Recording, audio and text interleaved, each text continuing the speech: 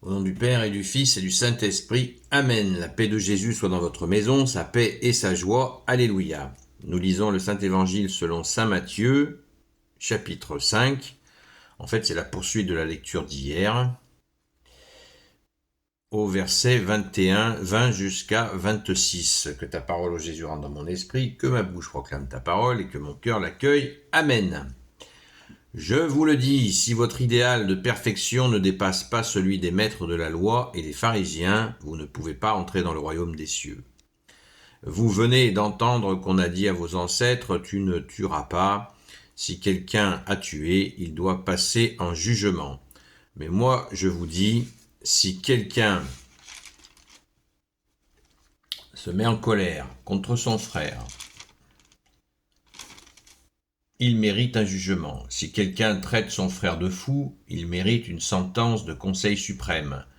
S'il lui a dit « sois maudit », il mérite d'aller à l'enfer du feu. Quand donc tu t'avances pour présenter à l'autel ton offrande, si tu te souviens que ton frère a quelque chose à te reprocher, laisse-la devant l'autel ton offrande et va d'abord te réconcilier avec ton frère, ensuite tu reviendras présenter ton offrande. Trouve tout de suite un accord avec ton adversaire pendant que vous êtes en chemin l'un et l'autre. Ton adversaire peut-être te mettrait entre les mains du juge.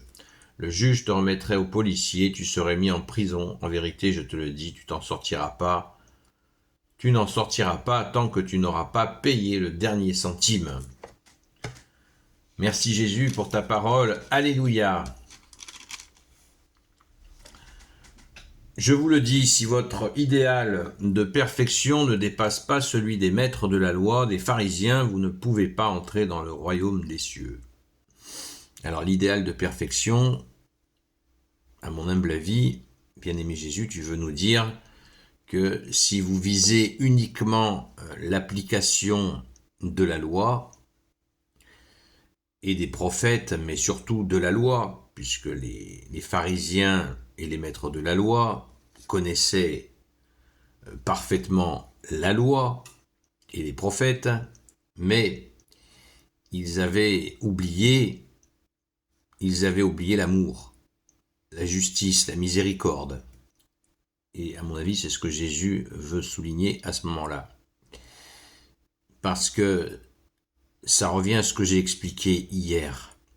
L'application de la loi déjà sans avoir compris que la loi a été faite pour les hommes et non l'inverse, c'est-à-dire que c'est une loi qui nous tire vers l'amour de Dieu, qui nous emmène vers l'amour de Dieu et qui nous met pas dans un réglementarisme effroyable où on va devenir tellement à la lettre, on va devenir des juristes.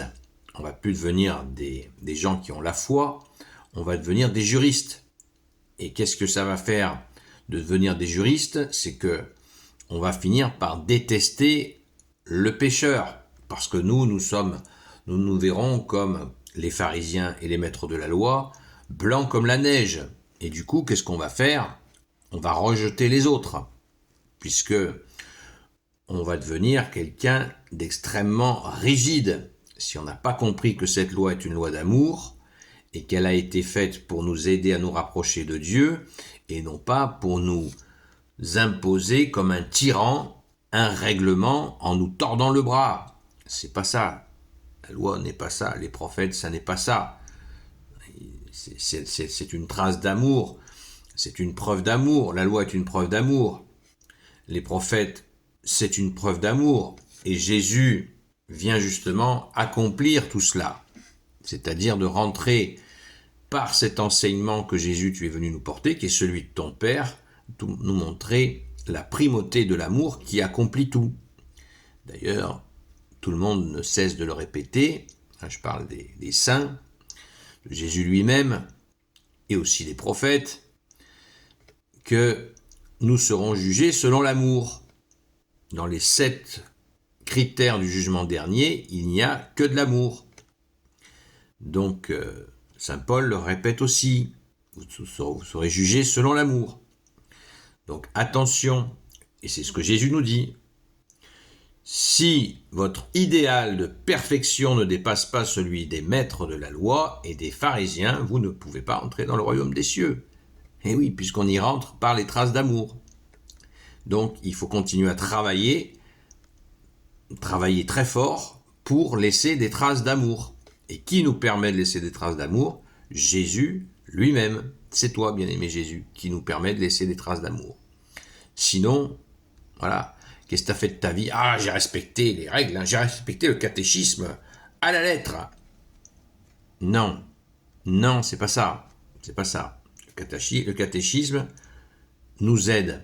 Bien sûr, il est d'un grand recours sur plein de sujets, mais ça n'est pas un règlement non plus. Le catéchisme nous aide à mettre en pratique l'amour de Jésus. Mais attention, attention. Régulièrement, personnellement, sur les directs le soir, pas souvent, mais assez régulièrement, il y a des individus qui viennent et qui menacent. Tu ne respectes pas, en disant ça, tu ne respectes pas le catéchisme qui a dit ci, ça, ça, ça. Sans percevoir la dimension, justement, de l'amour. Mais l'amour ne dit pas de faire n'importe quoi. C'est très important à préciser. Parce que avec l'amour, il y a la justice et la miséricorde. L'amour nous conduit à la justice et la miséricorde. Cherchez le royaume des cieux et sa justice, et tout vous sera surajouté. C'est clair. Et Jésus lui-même nous dit qu'il préfère la miséricorde aux offrandes. Ce qui veut bien dire ce que ça veut dire aussi. Vous venez d'entendre qu'on a dit à vos ancêtres, tu ne tueras pas. Si quelqu'un a tué, il doit passer en jugement. Mais moi, je vous dis, si quelqu'un se met en colère contre son frère, il mérite un jugement. Si quelqu'un traite son frère de fou, il mérite une sentence de Conseil suprême. S'il lui a dit « sois maudit », il mérite d'aller à l'enfer du feu. Alors cet aspect-là est vraiment très fort. Merci Jésus. Très très fort. On peut même pas se mettre en colère avec toi, Jésus. C'est quoi ça? Eh bien oui, parce que la colère est mauvaise conseillère, et la colère peut mener jusqu'au meurtre. Jésus, il voit toujours plus loin que nous. La colère, c'est se laisser... On peut se laisser embarquer dans la joie de Jésus. Quel bonheur, waouh! La joie grandit. Mais la colère procède de la même manière, mais dans le mauvais côté, bien sûr. C'est pas moi qui vais vous l'apprendre. Et elle peut mener au meurtre. On le voit dans les gens qui se mettent en colère. Et si nous l'avons pratiqué, nous savons que cette colère, c'est une... Ça s'auto-alimente, et qui c'est qui pousse? C'est le malin. C'est le diable qui nous pousse. Allez, continue, vas-y, chauffe, ouais, t'es un homme, vas-y, waouh, chauffe, vas-y. Ou alors si c'est une femme, vas-y, te laisse pas faire. Alors qu'elle sert à rien. Elle va juste mettre le feu aux poudres jusqu'à déclencher des violences, et la violence extrême que je viens de citer. Au secours Jésus. Je connais quelqu'un comme ça qui a fait de nombreux carèmes en demandant à Jésus de le libérer de la colère. Et il a fallu faire plusieurs carèmes sur cette intention. Et il a été exaucé par Jésus. Mais ça a été un travail très long. Donc, c'est un sujet très important. Jésus tu nous rappelles que la malédiction est strictement dangereuse, interdite. On ne maudit pas. On le voit d'ailleurs. On voit cette horreur de la malédiction. On le voit chez certains, pas tous bien sûr, mais certains musulmans qui viennent sur les directs et qui maudissent. Ils maudissent. On les prévient, on leur dit attention, le Fils de Dieu a dit la malédiction, maudire, c'est l'enfer. Le tarif, il est cher. Bon, il pourrait y avoir repentance auprès de Jésus, qui seul pardonne les fautes. Mais attention, c'est chaud, hein. Jésus l'a dit très clairement. Si lui dit sois maudit, il mérite d'aller à l'enfer du feu. C'est bouillant, c'est le cas de le dire.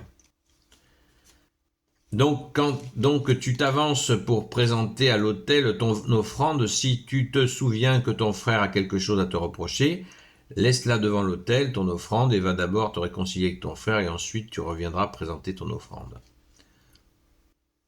Je viens de le dire, la miséricorde. Le bon Dieu préfère la miséricorde à l'offrande. J'ai décidé de jeûner, je vais jeûner. Et puis je rencontre quelqu'un avec qui j'ai eu des tensions et qui me propose d'aller boire un pot ensemble ou manger un morceau ensemble. Eh bien, on va se manger un casse-croûte ensemble. Non, non, non, non, non, non, non. Voilà, l'erreur à ne pas faire. Ah d'accord, ouais, d'accord, allons-y. Allez, on mange un bout et puis on se réconcilie. Et puis les choses sont aplanies. Et Jésus, qui est Dieu, est content. C'est ça. Et c'est Jésus qui a créé cette situation où nous pouvons nous réconcilier avec notre frère. C'est exactement ça. Plutôt que de jeûner, je laisse mon jeûne, et puis je préfère ce que Jésus a dit lui-même, qu'il préfère la miséricorde. Laisser l'offrande et les sacrifices, la miséricorde est préférable, même dans l'Ancien Testament, c'est mentionné. Donc Jésus l'a confirmé, merci Jésus, alléluia. Et Jésus nous en remet encore et encore une couche. Verset 25, trouve tout de suite un accord avec ton adversaire pendant que vous êtes en chemin, l'un et l'autre. Ton adversaire peut-être te mettrait entre les mains du juge, le juge te remettrait au policier et tu serais mis en prison. En vérité, je te le dis, tu n'en sortiras pas tant que tu n'auras pas payé le dernier centime. C'est limpide, se mettre d'accord. Jésus veut qu'on se réconcilie, c'est l'exigence de l'amour. On peut pas dire amour, et puis garder des rancœurs avec un tel ou une telle. C'est pas possible. Jésus ne souhaite pas ça. Il veut qu'on soit une seule et même personne et pas une personne à 36 facettes. Merci Jésus de nous y aider. Parce que quand Jésus demande tout ça, il y en a qui disent ouais, waouh, il est exigeant ton Jésus. C'est trop exigeant pour moi. Non, c'est pas pour moi. Non, mais il faut comprendre que quand Jésus nous donne cet enseignement, il ne fait pas que nous le donner et puis il va à la plage. Jésus nous donne cet enseignement et il nous donne la force de le mettre en pratique. On n'est pas seul. C'est justement pour ça qu'il nous dit « Je suis votre seul maître ». Parce que les maîtres humains ne peuvent pas vous aider. Ils peuvent vous donner un enseignement à la limite qui soit intéressant, mais jamais ils pourront vous aider à vous donner la force de franchir les étapes qui sont mentionnées là. Jésus le fait, lui. Il le fait. Et encore faut-il l'écouter et mettre en pratique, bien sûr, ta parole, ô Jésus. Gloire au Père, au Fils et au Saint-Esprit, maintenant et toujours, et pour l'éternité. Amen. Ô Jésus, toi qui peux tout et qui portes tout, toi le Sauveur, toi l'Emmanuel, je te confie toutes celles et ceux qui regarderont cette vidéo, ainsi que leurs proches, selon ta seule volonté, ô Jésus. Sainte Marie, Reine des cieux, toi l'Immaculée Conception, toi qui écrases le serpent, toi qui as la lune sous tes pas, toi notre Mère, Notre-Dame, Saint Joseph, toi le juste et le saint, toi le sage, toi la terreur des démons, toi le saint gardien de la Sainte Église catholique et apostolique, Sainte Marie-Madeleine, notre chère sainte patronne, et vous, tous les saints et saintes, amis de toi, ô Jésus, Saint Michel Archange, Saint Gabriel Archange, Saint Raphaël Archange, et vous, tous les anges qui te servent, ô Jésus, je vous confie toutes celles et ceux qui regarderont cette vidéo, ainsi que leurs proches, selon ta seule volonté, ô Jésus. La paix de Jésus soit dans votre maison. Je vous dis à ce soir, la grâce de Jésus, à 20h jusqu'à 22h. Et rendons grâce, hier soir, nous avons une soirée extraordinaire.